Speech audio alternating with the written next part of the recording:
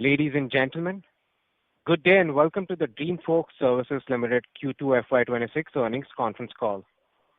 As a reminder, all participant lines will be in the listen-only mode, and there will be an opportunity for you to ask questions after the presentation concludes.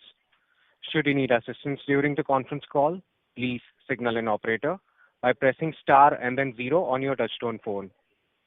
Please note that this conference is being recorded.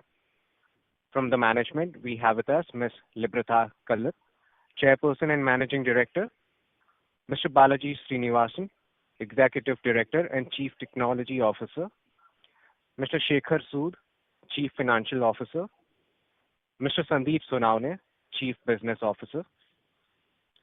I now hand the conference over to Ms. Librata Kallat, Chairperson and Managing Director, for the opening remarks. Thank you, and over to you, ma'am.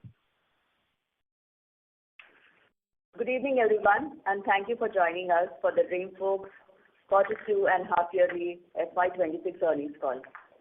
As we reflect on the second quarter of financial year 26, this period is defined by significant transition and resilience.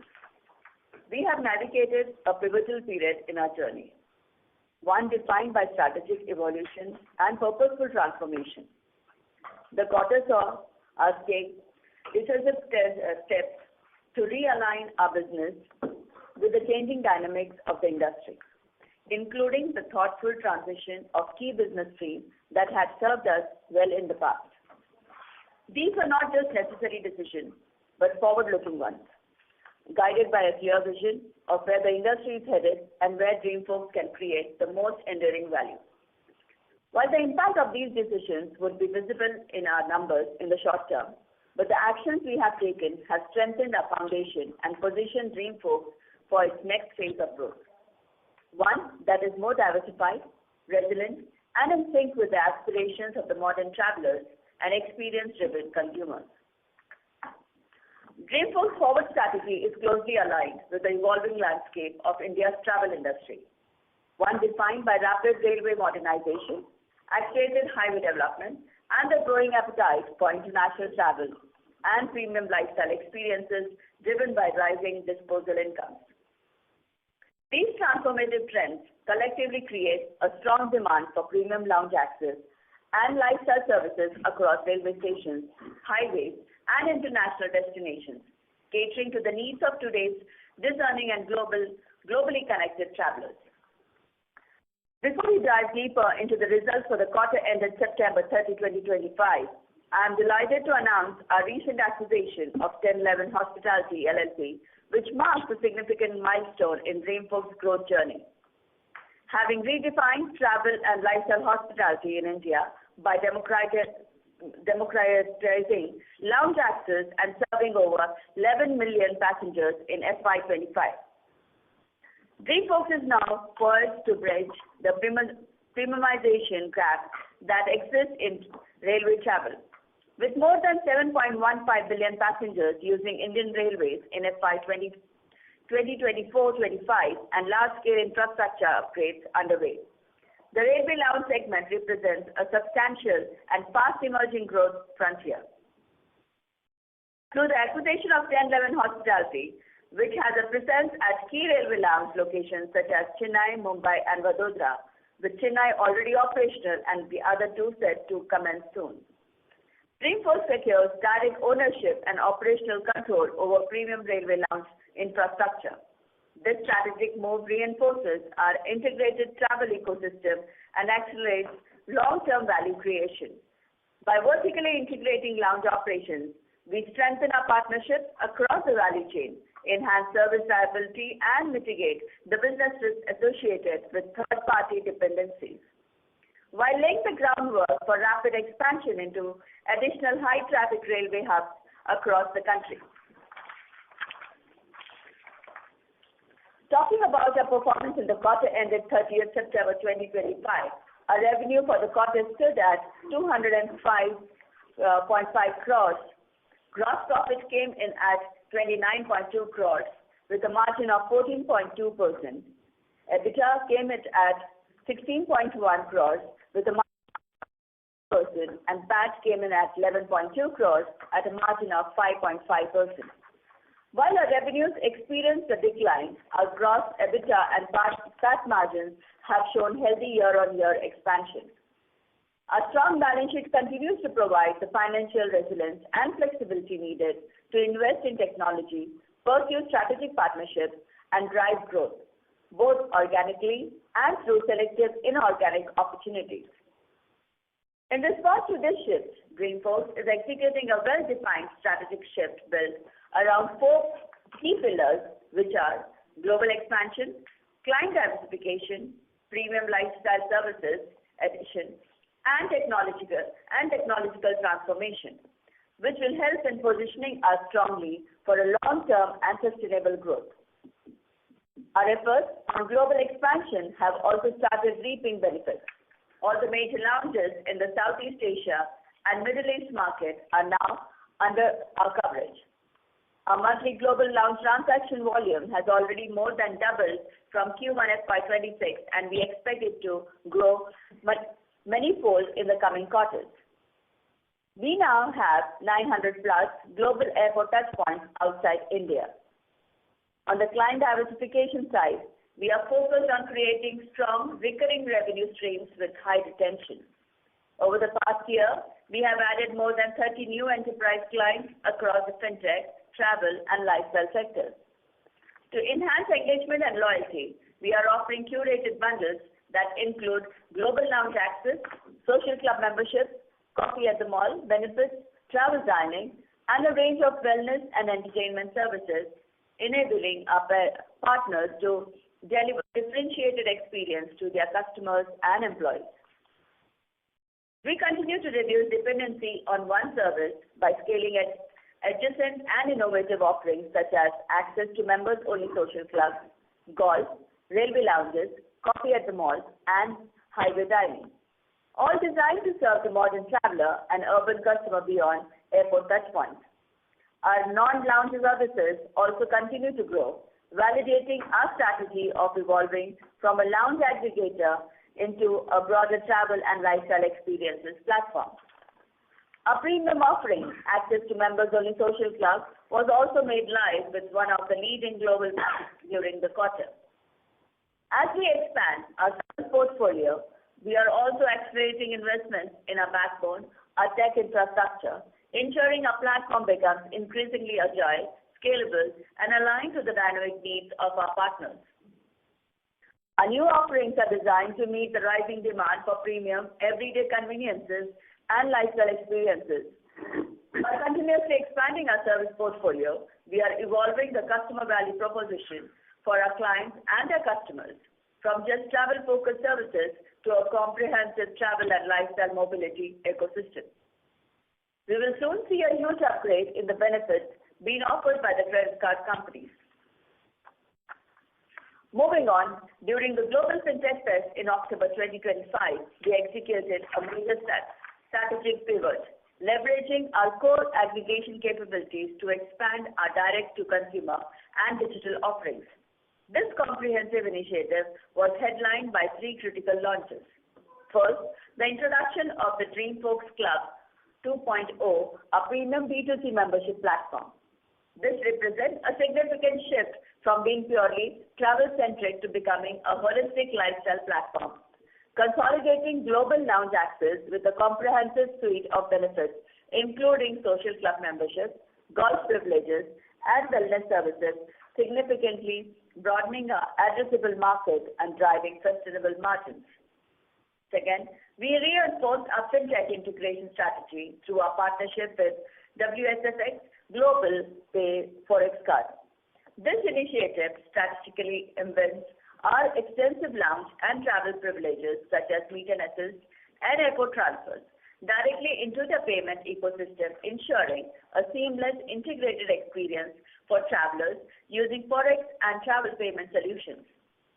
Finally, we collaborated with the card company to power Wallet, India's first premium digital wallet of PPI rails.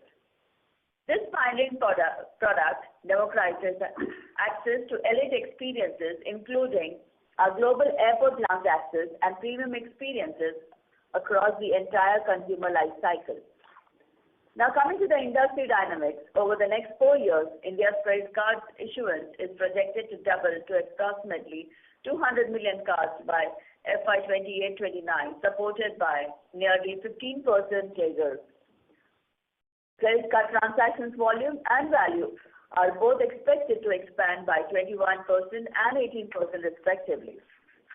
India's premium private club market is expanding rapidly, driven by rising affluent consumers seeking exclusive, high-quality lifestyle and network experiences.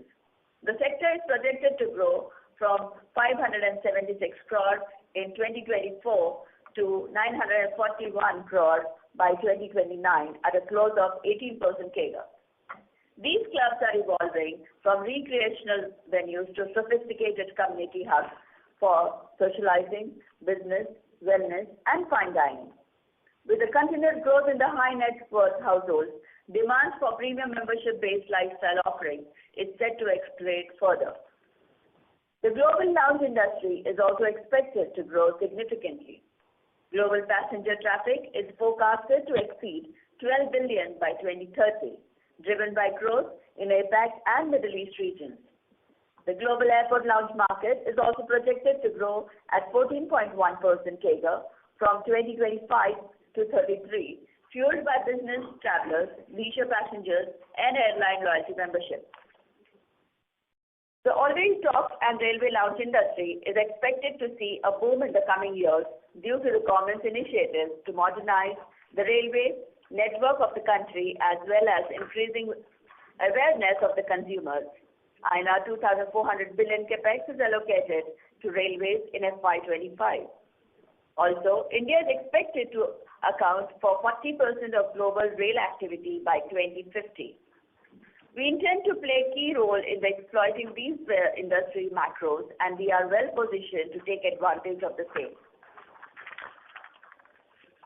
To summarize, while this quarter's financial performance reflects a period of transition, we view it as a stepping stone towards stronger, more diversified growth. The coming quarter may continue to reflect the short-term impact of recent industry disruptions affecting lounge access to select locations in India. However, we remain confident in our ability to navigate this phase effectively. Our global lounge business continues to scale rapidly, and with the introduction of new age benefits on credit cards and enterprise programs, we are well positioned to regain momentum and deliver sustainable growth in the quarters ahead. At Dreamfolks, we are not merely facilitating travel, we are reimagining how people experience moment, comfort, and lifestyle across the world. We are excited about the opportunities that lie ahead and remain deeply committed to shaping the future of premium travel and lifestyle experiences alongside our partners, clients, and investors. Thank you for being part of this journey. Over to you, Sandeep. Thank you, Viveka.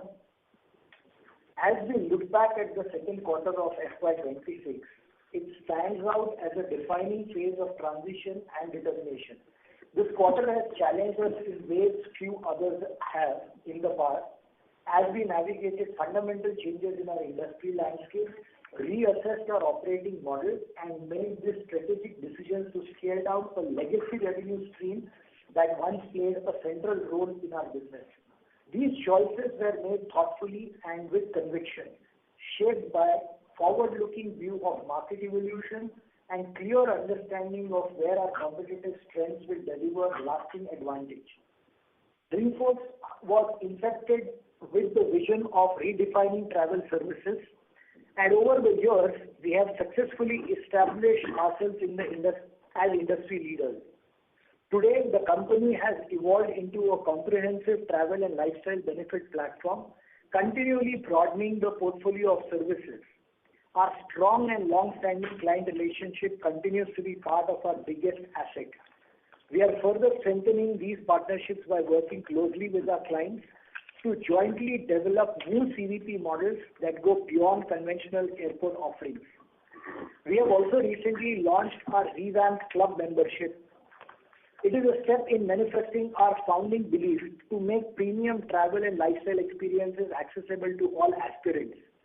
We are now extending premium travel and lifestyle benefits like access to members-only club, golf, railways, lounges, global lounges, beauty and grooming, healthcare, etc. to a wide range of customers. During the second quarter, one of our premium offerings, access to members-only clubs, has been made available to one of the global bank's premium customers. We continue to build a strong and expansive network. Our global footprint also expanded, now offering access to over 900 global airport touchpoints worldwide, ensuring seamless travel experience for our customers wherever they go. Geographical expansion continues to be at the core of our strategic pillar. Within India, we are deepening our footprint across emerging cities and travel hubs, benefiting from rapid infrastructure development and increasing aspirational travel. Internationally, we now enable access to 100 plus countries through 3,000 plus touchpoints spanning lounges, wellness experiences, golf access, meet and assist, and other premium services. This broad network not only enhances our customer reach, but also strengthens our business resilience, allowing us to diversify demand across markets and platforms. In lifestyle access services, our golf portfolio showed strong momentum. We added 200 new touchpoints, expanding our global network to 850 plus clubs and increasing our Indian presence to 73 clubs. Our new premium services like coffee at malls, where more than 100 outlets have gone live in the second quarter, and access to 3,000 plus members only social club are also becoming increasingly popular. In summary, the four pillars, which are global expansion, client diversification, premium lifestyle service addition, and technological transformation, form the foundation of our forward strategy. They reduce category dependence and open up pathways for sustainable high margin growth. Q2 FY26 has been a quarter where we have made a paradigm shift in our business strategy and our approach going forward. As we continue to execute with clarity and discipline, we remain confident in the strength of our platform, the depth of our partnership, and the directions we are heading to. Over to you, Bala. Thank you, Sandeep. I'm pleased to share how our strategic investments in technology and innovation are driving tangible results, enhancing client solutioning and consumer experience, and optimizing operational performance, and thus reinforcing our position as a trusted partner across multiple industries. We are at an inflection point in our technological evolution. Our strategic transformation is built on a modern cloud-based platform that enables rapid solutioning and fast go-live for our clients.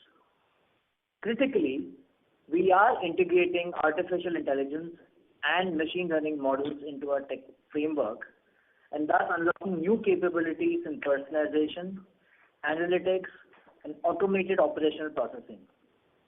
The recent update has elevated our platform from a purely benefit aggregation tech to a consumer value proposition designer, allowing our clients to leverage it as a strategic differentiator, allowing them to deliver specific, intuitive, and personalized experiences for our clients' increasingly digital-first consumers. The adaptability of our in-house tech positions us for sustainable growth as we expand our client and service base into new verticals and geographies. A particularly powerful capability is our machine learning-driven intelligent orchestration system, which gives our clients unprecedented flexibility in personalized service selection, pricing, and consumption. This tech leverages the tools to enable dynamic selection and combination of both traditional as well as the new and the next generation services, allowing clients to target and configure solutions for specific consumer cohorts that align precisely with their objectives, preferences, and budget parameters. This strategy leverages a fundamental competitive advantage, a platform that is already class-leading with technologies like cohort-based benefits, trend-based models, usage-based models, fungibility of benefits, benefit aggregation, etc., and which is already integrated into our client ecosystems. Now I will hand over to Shekhar for an update on the financials.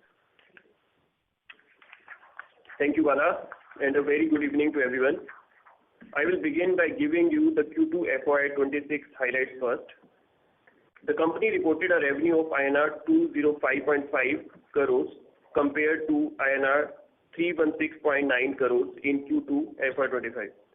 Gross profit stood at INR 29.2 crores in Q2 FY26 as compared to INR 39.2 crores in Q2 FY25. Gross profit margin was at 14.2% in Q2 FY26 compared to 12.4% in Q2 FY25. Adjusted EBITDA was at 15.6 crores compared to 25.4 crores in the same quarter of the last year. Adjusted EBITDA margin was at 7.6% as against 8% in Q2 FY25. Profit after tax was at INR 11.2 crores as compared to INR 16 crores in the same quarter of the last year. PAT margin is at 5.5% in Q2 FY26 from 5.1% in Q2 FY25. We continue to have a strong balance sheet with our net worth currently at INR 333.1 crores, up by 25.8% compared to the same time last year. Our cash and cash equivalent balance as at quarter end stood at INR 141 crores. Now moving to highlights for the H1 FY26, the company reported a revenue of INR 554.5 crores against INR 637.7 crores last year. Gross profit for H1 FY26 was at INR 75.8 crores from INR 76.8 crores in H1 FY25. Gross profit margin was at 13.7% in H1 FY26 versus 12% in H1 FY25. Adjusted EBITDA for the H1 FY26 was at INR 46.1 crores as against INR 51.1 crores in the same quarter last year. Adjusted EBITDA margin was at 8.3% in H1 FY26 as compared to 8% in H1 FY25. PAT stood at INR 32.5 crores in H1 FY26 and INR 33.2 crores in H1 FY25. PAT margin in H1 FY26 was at 5.9% versus 5.2% in H1 FY25. The diluted earnings per share for H1 26 stood at INR 6.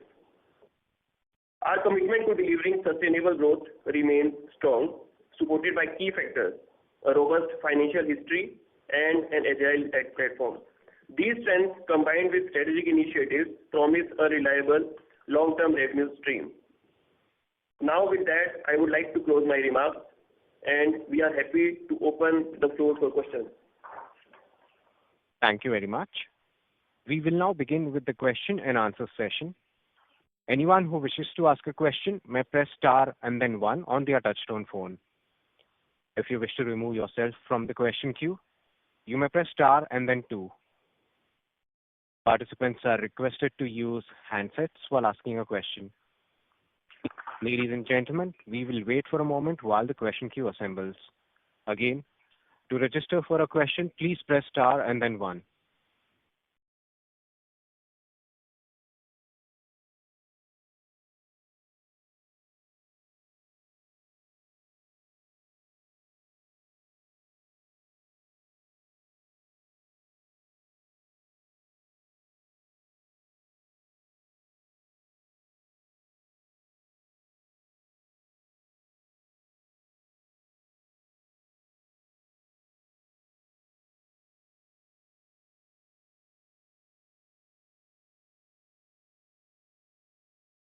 Our first question comes from the line of Ashish Baheti, an investor. Please go ahead. Hi, good evening. Can you hear me? Yes, loud and clear. Please go ahead. Yeah, hi. I have two questions here. First of all, I want to congratulate the team who is working very hard in this difficult time. You have gone through over last, H1, and you are trying your best, so that's good. One observation was our employee cost as compared to last quarter of the same period, it has slightly came down. Are we doing any specific changes there to reduce the employee cost, or it is because of these changes in the segment we are doing? Second question is, our cash and bank balance have gone down almost by, I believe, 90 million, put together cash and bank balance. Overall cash flow also in working capital, almost about 41 crore has invested into operation. So I want to ask about the reason for this too. Thanks. Okay. So, for the employee cost, if you see, like, majorly there is a reversal for the ESOP cost for the employees who had left. And so that's a major thing that is there. Otherwise, like, there is no other headcount is leaving or something like this, is nothing happening. Mostly the things are in control, and this is what we see. Employees are fully confident on Dreamfolks. Regarding your second point, which you were asking for cash and cash equivalents. So here, if you have to see the cash equivalents in complete, including the investment. So on the investment front, so there are investment that we have done in the debt mutual fund. So that is there. And coming to yet another question, which was regarding the payment of the creditor. So yes, so as per the MSME Act, we have to release our payments to the vendors. So all the small vendors and other vendors, they were made payment as per their schedule. So that's why you see that there is a payment happening on the creditors front. However, on the trade receivable front, we are yet to receive our fund. So in the 30 days or like in the similar time period, we will be getting the inflows. So that's why you would see that even compared to last quarter, in total, when you will see all these cash and cash equivalents, including with the investment, then the fund flow has actually increased. So now it stands at nearly 141 CR, as compared to last quarter, it was only 48 CR. And we will see this trend happening, because if you would have analyzed our balance sheet more in deeper, our current liabilities have reduced quite a lot, whereas our receivables, so we will just be now collecting the money, and then our cash flow will keep on increasing. And if you would have seen our net worth also, so it stands at 333 CR in control number. So we are about to reach to that balance even in fund flow. Okay. Thank you. That is helpful. And just one more suggestion. On page 13 of investor relationship, the India's map, the POK is not shown as a part of India, so please take care going forward. That's it. Thank you. Thank you. Before we take the next question, a reminder to all the participants, you may press star and then 1 to ask a question. Our next question comes from the line of Nilesh Doshi from Prospero Tree Asset Management. Please go ahead. Am I audible, sir? Hello? Yes, sir, you're audible. Please go ahead. Thanks for the opportunity. First of all, I would like to say best luck to the team of Dreamfolks for their success in the company's transformation. It's happened in any business. So I like your courage and transformation process. I would like to know what percentage of revenue in the quarter 2 is from the airport lounge access, number 1. Number 2, do we have still any contract live with the domestic airport lounges, or we are completely exited from that business? That is my first question. And second, are we shifting our asset-light model to asset-based model, because just recently we have acquired some stake in the company which have a railway access, railway launch. That's two questions from my side.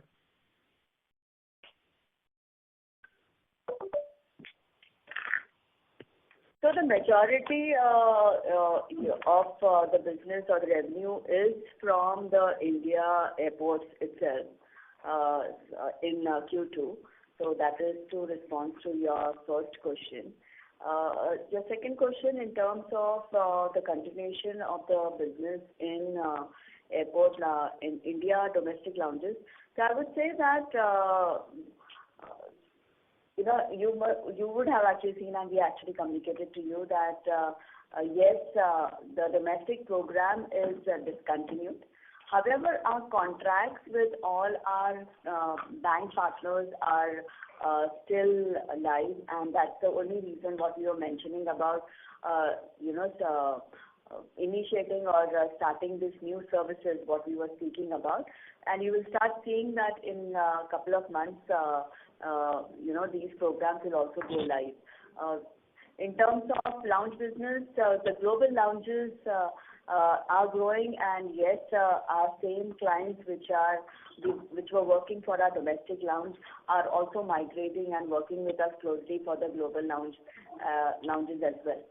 To your question about the business, which is an asset light, and now we are moving to a different business. So to talk about this, I would say that yes, as a company, we have actually taken this move. One, because we have also learned one of the biggest thing in terms of the risk to the business, because the dependency on the operator was huge. Secondly, right now, in terms of investment into railways, would not be as heavy what it would be at the airport lounges. So that is also one of the things we thought that, okay, and it is the right time right now, because it is at a very initial stage in terms of privatization, in terms of getting the infrastructure changes at the railways. So at a minimal cost, I think we are entering at this point, and I think this will actually secure, and we would be risk-free in the business what we are getting into. So can we expect the same run rate of quarter two in the coming quarter, or will it be much more less than the 205 crores? It would be much lesser, because as I told you that the majority of the volume is from in Q2 is from domestic airport lounges. So of course the Q3 will not have these numbers. It would the top line will drop. Okay, madam. And once again, all the best from my side, and be confident. Definitely, we will rise again. Thank you so much. Thank you. Thank you. Our next question comes from the line of Mehul Panjwani from 40 Cents. Please go ahead. Hello, thank you so much for the opportunity. I would like to understand what kind of investments we have made in the railway segment, because I'm not aware.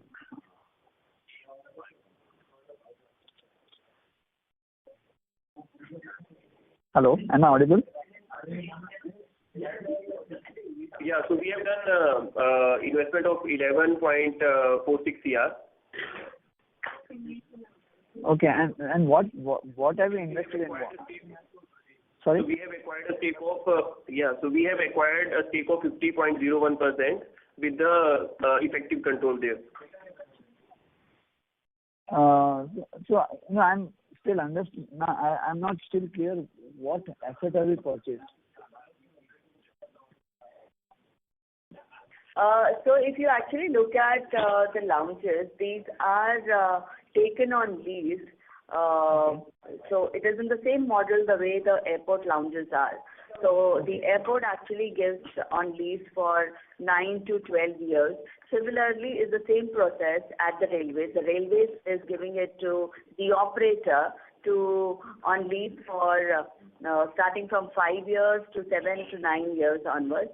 And that property on lease is then given to the operator. The operator actually builds the lounge and then also takes care of the operations as well. So the whole and sole business at that place during the lease period would be with that operator.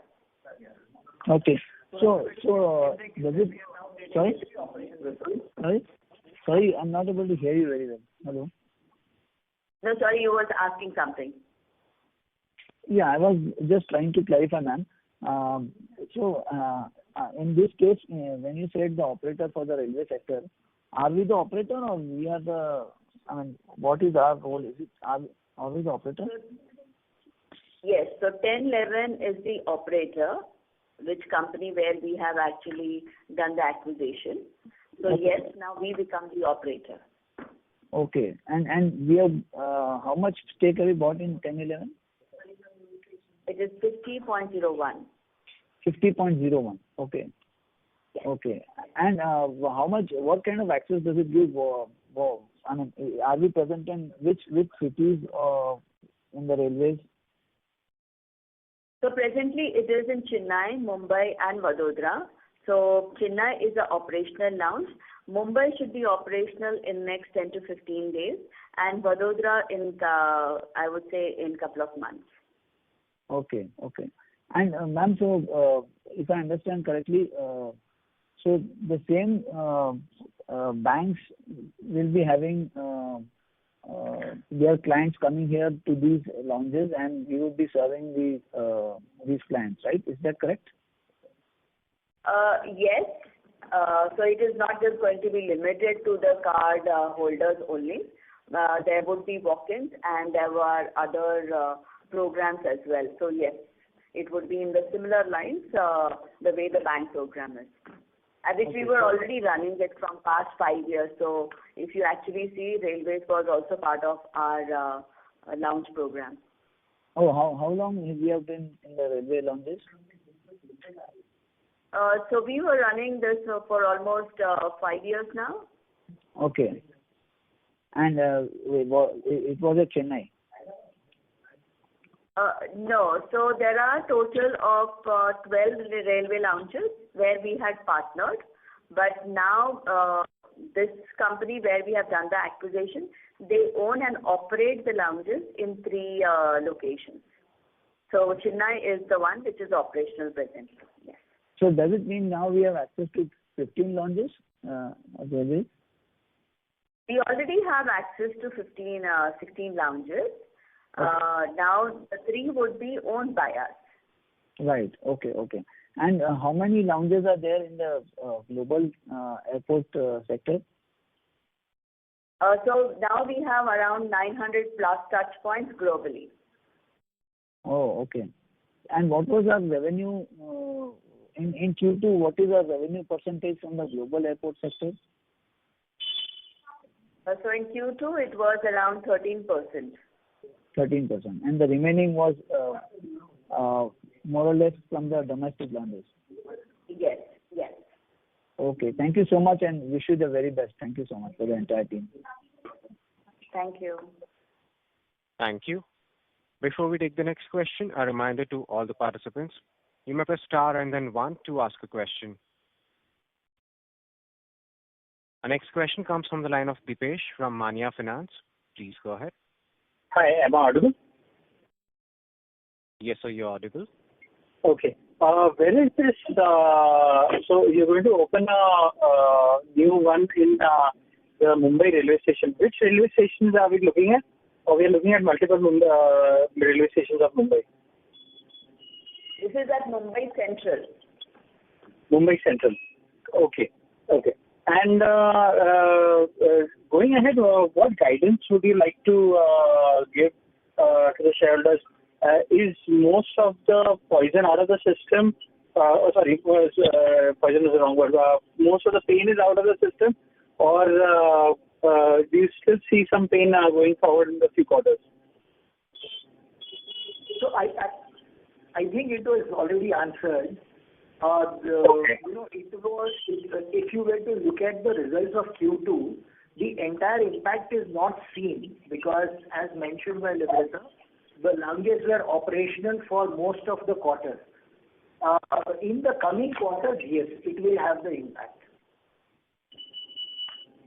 And the new businesses, how much revenue do you see going forward? As in, not right now, maybe in FY27, FY28?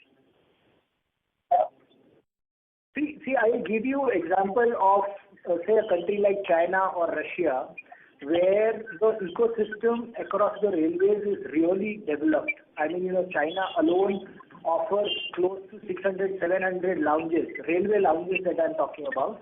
Similarly, in a vast network, rail network of Russia, again, Russia also has, similar kind of lounges. With the kind of focus that the Prime Minister is given to the infrastructure development, beautification of the railways, we see a bright future, and that is why we thought that it is the right time to enter into this market. While currently it is only 12 to 14 lounges, I think in the coming months, with the push by the government, we feel that it is very, very exciting space. It is going to be very, very exciting space. And yes, it will take time. You also saw the lounge, airport lounge also took so many years. So we feel that, it will be faster, much, much faster than what airport lounge became very, very akin to, every individual. I think, this will also become, plus Vande Bharat trains, overall infrastructure. I think we are excited, and that's why we invested in this company. The entry barriers, do you think this will be presented to future competition? And what will be a moat in terms of railway business? Yeah, so what we are doing is what Navita mentioned earlier. Now, instead of doing the aggregation only, we're also getting into the services space, which is why we have invested in a company like that. Right. Thank you so much, guys. All the very best. Thank you. Thank you. Our next question comes from the line of Tanmoy Roy, an investor. Please go ahead. Hello, I'm audible. Yes, sir, you're audible.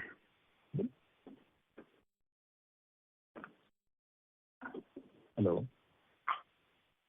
Yes, Tanmoy, sir, you're audible. Please proceed with your question.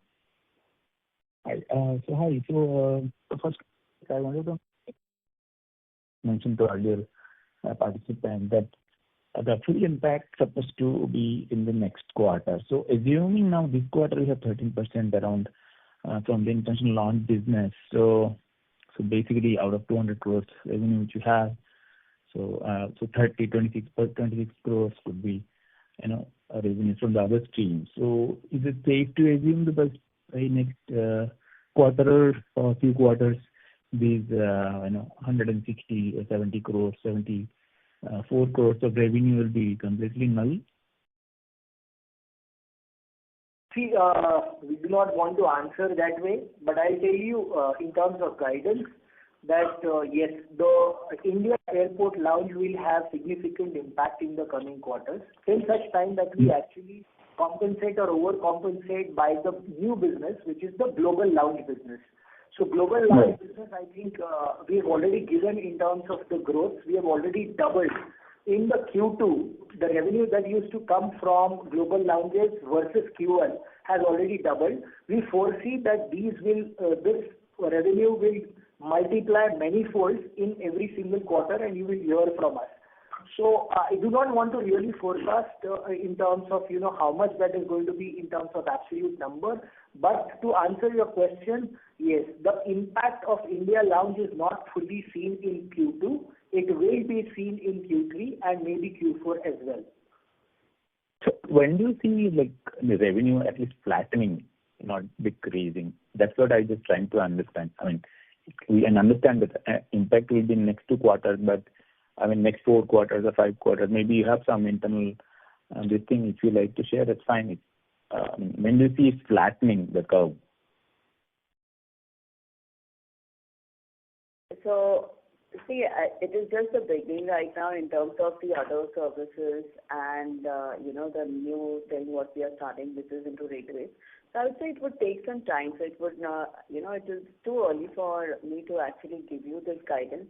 But for sure, in next quarter, we will try and give you some guidance because we'll have some clarity. But right now, I think it's too early for me to give any clarity on this. Sure, ma'am. I absolutely understand that. That's fine.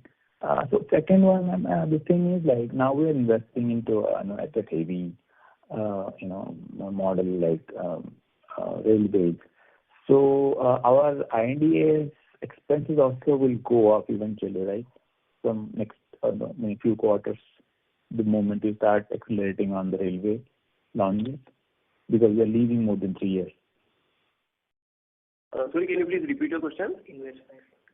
So now we are investing into the railway launches, right? Which are like asset heavy. Like we are leasing for more than 3 years. So pre-INDAs also will go up, right? Expenses. Yes, so investment, yes, there will be the investment that we will be making, and but considering the future of this business, we foresee that we will be able to get the return of investment quite quickly from these. No, that's fine. I'm not saying that. I mean, you may get it, but that expenses as INDA, the expenses also will go up, right? In terms of depreciation and then interest. Yeah, yes, for sure. Okay, those things also will go up, right? Okay. Just one more last question, that our employee expenses, so what is the current attrition ratio?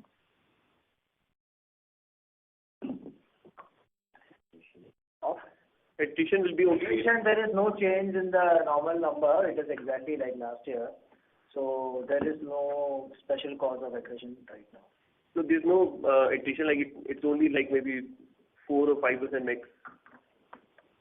Okay, so basically you are not anticipating like some employee expenses going up, even if we start accelerating on other businesses than the airport lounges.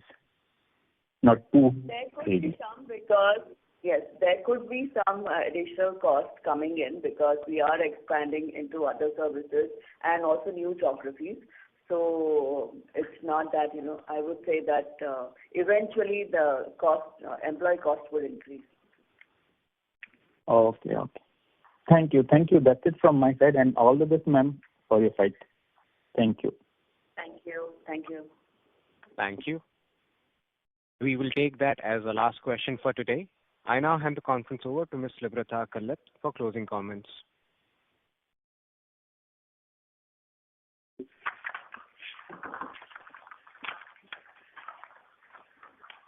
Thank you all for joining our earnings conference call. We hope our queries have been answered.